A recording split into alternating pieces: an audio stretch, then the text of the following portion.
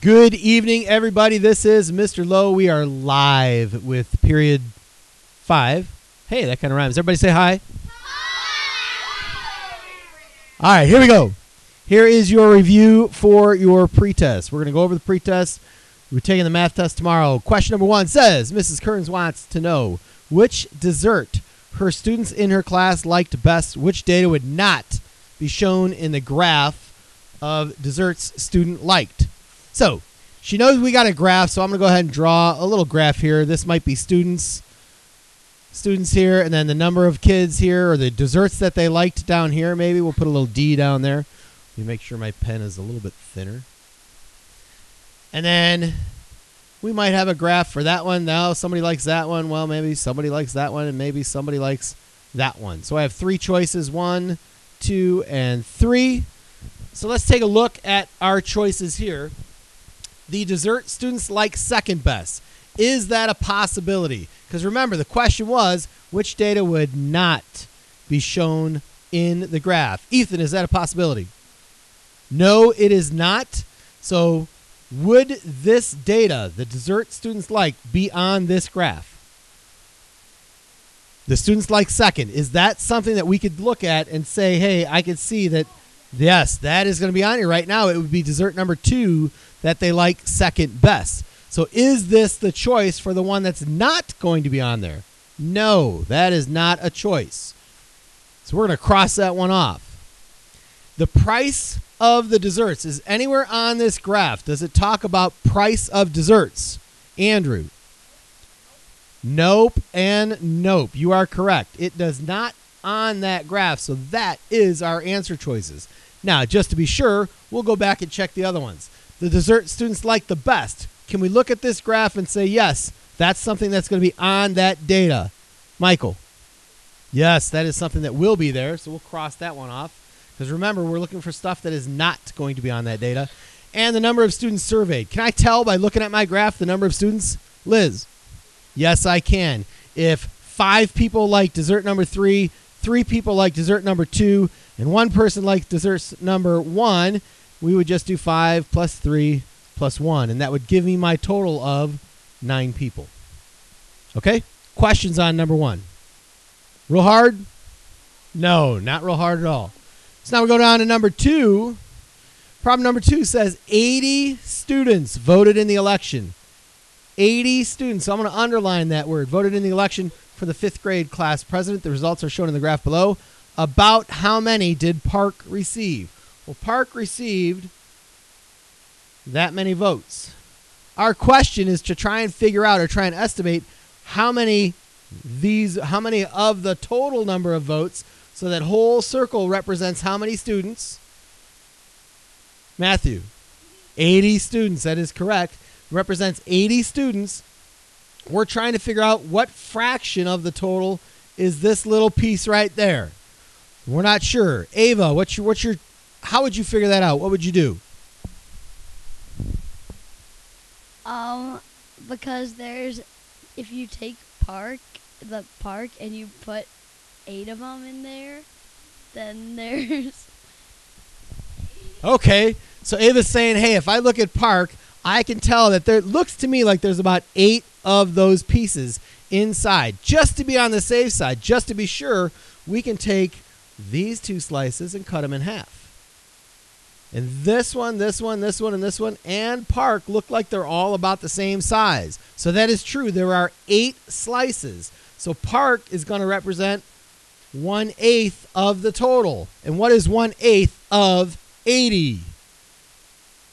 1/8 of 80. Peyton, way in the back. 10. 1/8 of 80 is 10. 1/8 of 80 is the same thing as saying 80 divided by 8. Questions? So far, so good. Pretty easy. All right. Moving on to number 3. Number 3 says Joe ate 1.5 mini pizzas.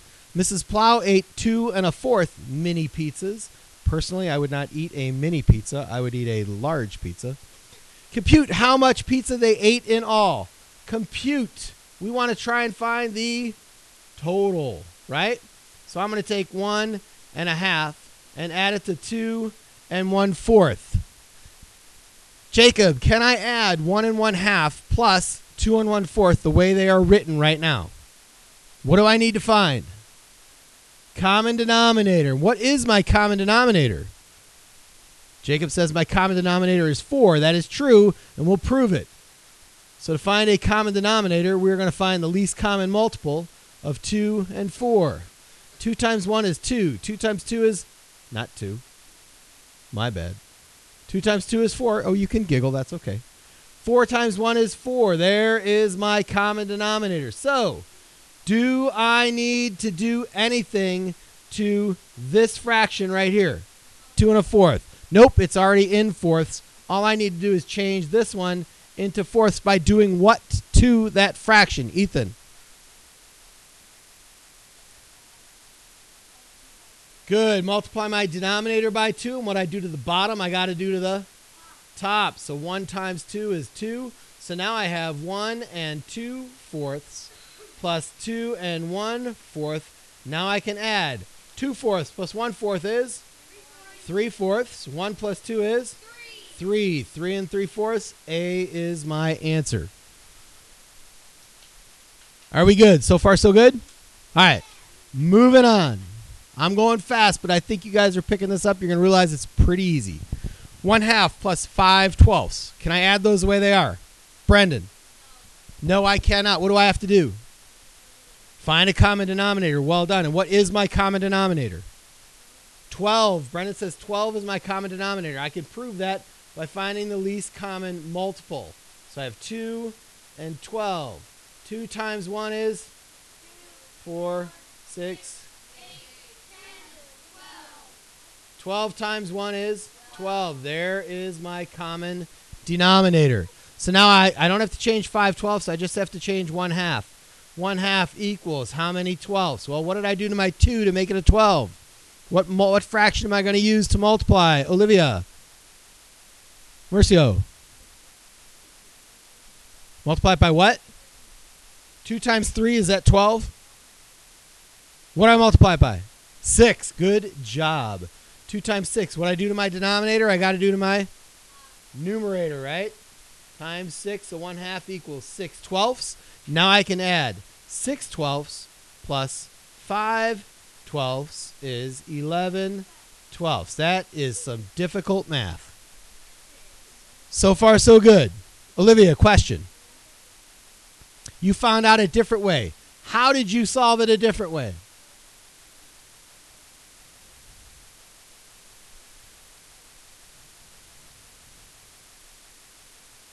One half of 12/12, which is 1 whole, is 6/12, which made this 6/12, right?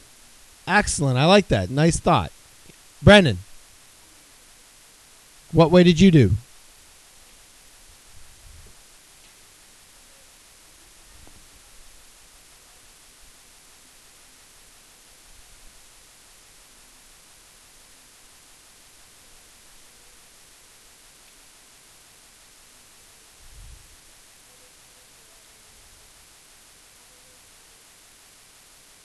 Okay, so here's what you did. You found a common denominator. Your common denominator wasn't 12. What was it?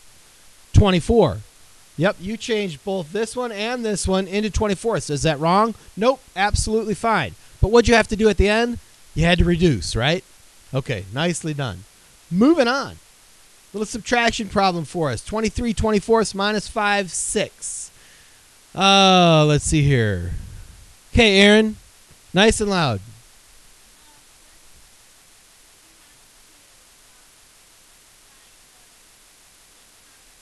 Least common multiple, which was what? Yep.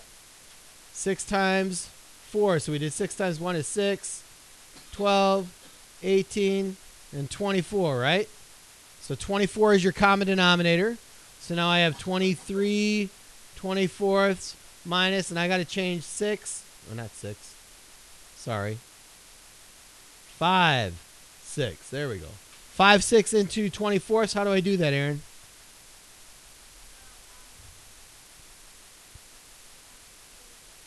Six times what is 24? Yep, 6 times 4. What you do to the bottom? Got to do the top. 6 times 4, 5 times 4. Not 5, 4. What's 5 times 4? 20. So now I have 23 24ths minus 20 24ths.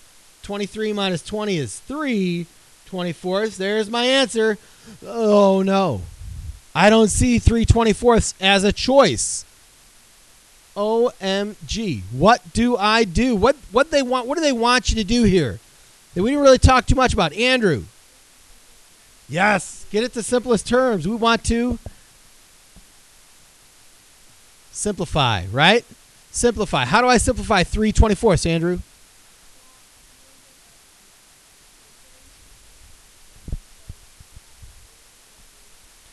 You got it. I divide 3 by 3 and I get 1.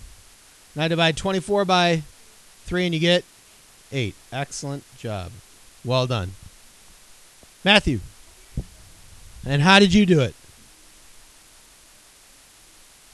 You found your common denominator using prime factorization. All right, let's show that one very quickly. So I got 24 prime factorized. Matthew, what is it? 2 and 12. 2's prime circlet. 2 and 6. 2's prime circlet. 2 and 3. Prime, prime, and the other one was 4, right? No, 6. Which is 2 and 3. Now what do I do, Matthew? 2 times 2, because I'm counting this one and this one as 1, right? And then I got that 2 and that 2. 2 times 2 times 2. And then I got to use my 3 times 3 because I'm using that once. Matthew, what's 2 times 2? 4 times 2. 8 times 3. Outstanding. There's your common denominator. Good job. All right. That is the end of part 1. Everybody say we'll see you in a little bit.